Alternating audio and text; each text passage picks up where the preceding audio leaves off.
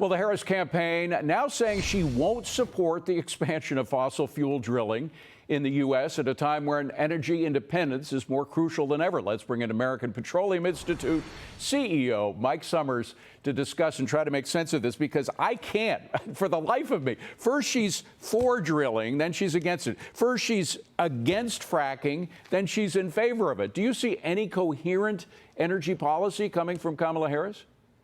Well, I do think we all need to think about who exactly is calling the shots here, because right now we have a climate advisor to Vice President Harris who's saying that while Vice President Harris supports fracking, she won't support fracking into the future, so expansions of fracking. Well, the real question then becomes, well, where exactly are we supposed to produce? Because if you can't produce it here in the United States, they're going to be producing it someplace else in the world, because we know that demand for oil and natural gas is only going up.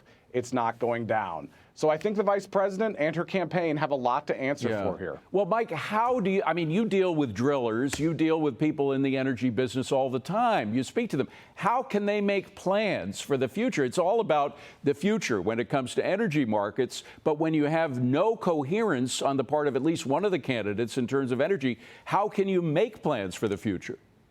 Well, that's the real concern. And I do think Vice President Harris is going to have to answer a lot of questions here. And there are a number of things that we have to address before people start voting. For example, where's Vice President Harris going to come down on the EPA rule that would essentially ban the internal combustion engine for the American people? Where will she come down on increased production on federal lands and in federal waters?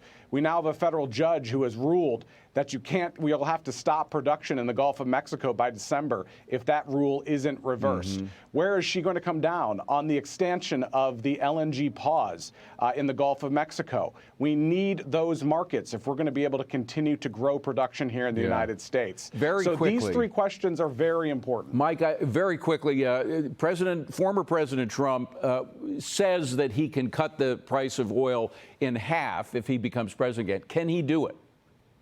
Well, I think for our industry, it's going to require a lot of investment. And what we need is stable policies and a stable regulatory environment so that we can continue to invest here in the United States, not just on federal lands and federal waters, but on private lands as well, which is where most of the production is. So we need a stable regulatory environment. We need an administration that actually supports development of American oil and gas, and we need international markets. American drillers and American oil and gas producers are up to the challenge if we can get those things right. Well, stability is one thing we haven't seen a lot of very recently, but probably because it's an election campaign, but hopefully things will sort themselves out after the election. Mike Sommers, great to see you. Thank you very much.